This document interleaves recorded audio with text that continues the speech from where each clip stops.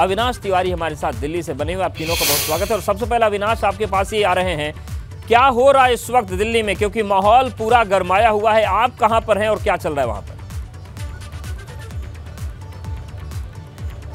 देखिए उदेश, अगर बात करूं तो मैं जंतर मंतर पे इस वक्त मौजूद हूं, जहां पर खिलाड़ियों ने अपने प्रदर्शन की शुरुआत की थी। यहां पे तमाम सारे पहलवान मौजूद हैं। हालांकि अभी कोई भी पहलवान यहां पे बातचीत नहीं कर रहा है, क्योंकि जो इनके पहलवानों में सबसे पहले अगर बात करें तो विनेश फोगाट, इसके अलावा अगर बात करें बजरंग पुनिया, और इसके अलावा अगर बात करें तो साक्षी मलिक, सभी लोग मिलने गए हैं खेल मंत्रालय में। खेल मंत्रालय के तमाम सारे अधिकारियों से बातचीत हो रही है, वहाँ पे खेल मंत्री से बातचीत हो रही है। लेकिन यहाँ पे तमाम सारे जो पहलवान हैं वो धरने पर इस वक्त मौजूद हैं। चूँकि अगर बात करें तो 4 बजे तक उनकी ये मुलाकात चलनी है, जिसमें अगर बात करें तो अपनी सारी बात तफसील से रखेंगे, लिखित में भी शिकायत करेंगे और साफ तौर पे खेल मंत्रालय की तरफ से क्या आश्वासन मिलता है उन तमाम सारे मसलों को लेकर के 4 बजे प्रेस कॉन्फ्रेंस करने के लिए कहा गया है। तो 4 बजे जब विनेश फोगाट, बजरंग पुनिया और तमाम सारे जो अन्य पहलवान हैं वो वापस यहाँ पे लौटेंगे, तब प्रेस कॉन्फ्रेंस करके बताएंगे कि उनकी खेल मंत्रालय में क्या कुछ बातचीत हुई है, खेल अधिकारी को उन्होंने क्या क्या शिकायतें की है। लेकिन फिलहाल ये सब पहलवान अभी शांतिपूर्ण तरीके से यहाँ पे बैठे हुए हैं और इनकी एक ही मांग है कि WFI को रद्द किया जाए और उनके जो अध्यक्ष है ब्रजभूषण शरण सिंह, उसको पद से हटाया जाए। तो ये तमाम सारी मांगों के साथ यहाँ पे ये लोग बैठे हुए हैं। वहीं अगर खेल मंत्रालय अगर बात करे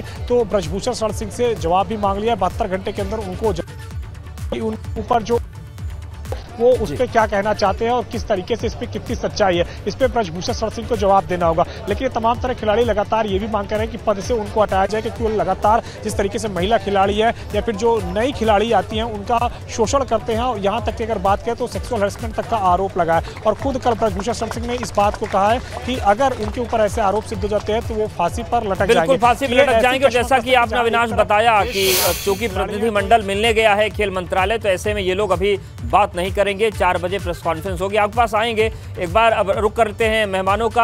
आनंदेश्वर पांडे जी आपके पास आ रहे हैं। खेल से आपका जुड़ाव रहा है, जुड़ाव रहता भी है। ये बताएं कि ये जो धब्बे लग रहे हैं लगातार, पहले भी लगे, इस बार फिर से एक बड़ा आरोप लग गया, इन आरोपों के पीछे आप क्या देख रहे हैं, सच या साजिश? क्योंकि सब अपनी अपनी बात कर रहे हैं। देखिए, जहाँ तक बात आप कर रहे हैं तो ये बहुत बड़ी साजिश है।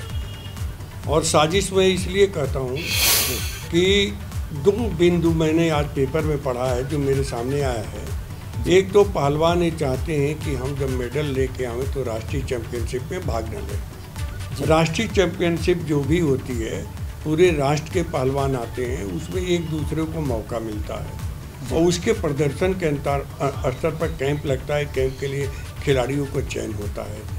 तो वो एक बेसिक चीज़ है, डिसिप्लिन है। जहाँ तक मैं जानता हूँ 40 साल पहले भी जब ब्रजभूषण शरण सिंह कुश्ती के अध्यक्ष नहीं थे, तब भी अपने गांव को कुश्ती कराते थे, दंगल कराते थे। खुद एक पहलवान रहे। जब ये उत्तर प्रदेश कुश्ती संघ के अध्यक्ष बने, भारतीय कुश्ती संघ के अध्यक्ष बने, उस समय की कुश्ती की हिस्ट्री उठा के देख लीजिए और आज की हिस्ट्री दिखा लीजिए, जमीन आसमान का अंतर आया है। निश्चित ही कभी भी जितने भी पहलवान हैं, आप हिंदुस्तान के कहीं भी किसी कोने में चले जाइए, किसी भी राज्य के खिलाड़ियों से पूछ लीजिए तो वो बता देगा कि कुश्ती को कितना ब्रजभूषण सिंह ने उठाया है। अब बात आ गई कि इन पहलवानों को ये अपना जो है क्यों विरोध प्रदर्शन का मौका मिला। 2 चीज़ें, अब कुश्ती में पैसा बहुत आने लगा है और टॉप 10 जो स्कीम होती है वो पहलवानों के लिए गवर्नमेंट प्रधान नरेंद्र मोदी जी ने जो ओलंपिक में मेडल देने के लिए जब वो पदक प्राप्त करने के लिए जो पैसों का बौछार कर दिया है, उस पैसों के बौछार से वो एक टॉप 10 स्कीम बनी। टॉप 10 स्कीम में जो पहलवान आता है उसको विदेशों में जहाँ चाहता है अंधाधुन उसके ऊपर पैसा खर्च किया जाता है।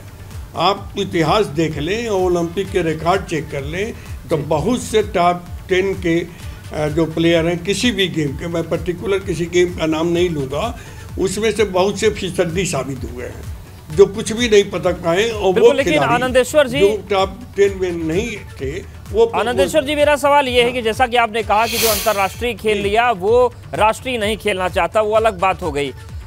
लेकिन ये जो आरोपों का घेरा है, मान लिया कि ब्रजभूषण जी इस बात पे दबाव बना सकते हैं कि नहीं आप लोग राष्ट्रीय खेलिए, लेकिन आरोपों के घेरे में आप भी आ गए थे, ब्रजभूषण जी भी आ गए, पहले भी तमाम कोच आते रहे हैं।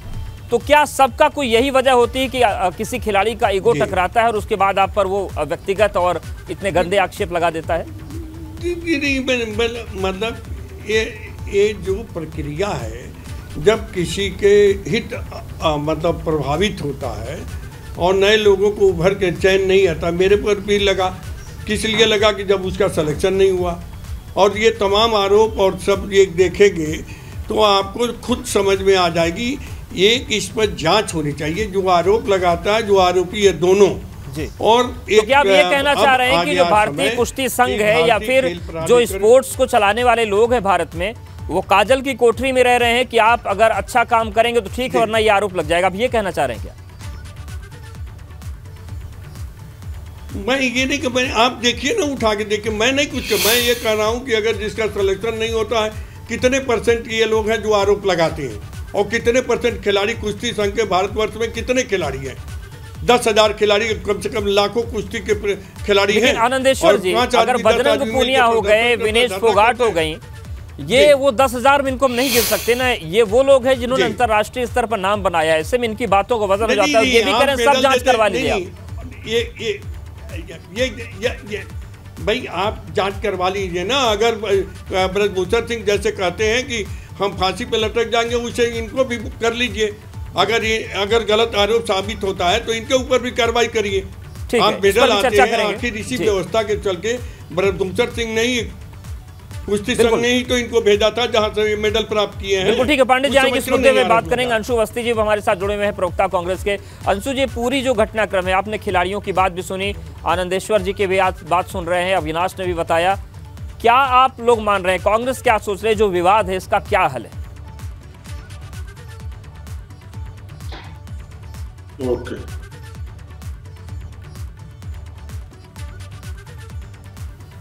अंशु जी आवाज आ रही है आपको? चलिए अंशु जी पे जाएंगे। अविनाश जी बताइए कि जो बात आनंदेश्वर पांडे जी कह रहे हैं, उनका कहना है कि कुश्ती संघ का कायाकल्प अगर हुआ है तो बृजभूषण शरण सिंह के आने के बाद हुआ है, और उनका यह भी कहना है कि जैसे तमाम लोग आरोपों के घेरे में आते हैं वैसे पांडे जी भी आ गए थे, लेकिन जब सिलेक्शन नहीं होता तो इस तरीके के लोग आरोप लगा देते हैं। क्या इस पर कोई कुछ बोलने को तैयार है? इनका यह भी कहना है कि अंतर्राष्ट्रीय खेलने के बाद राष्ट्रीय कोई खेलना नहीं चाह रहा है, लेकिन सुविधाएं सारी चाहिए खिलाड़ियों को।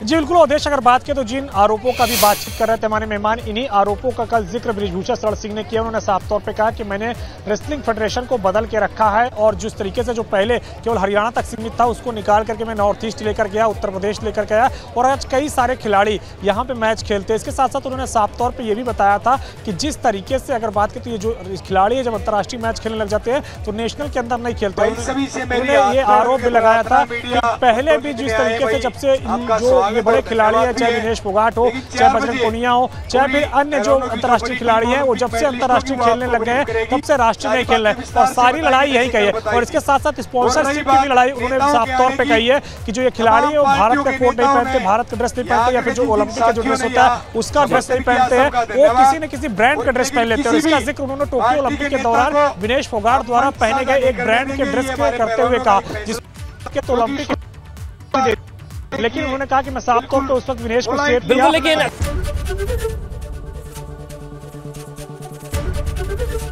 एबीपी गंगा, खबर आपकी, जुबान आपकी।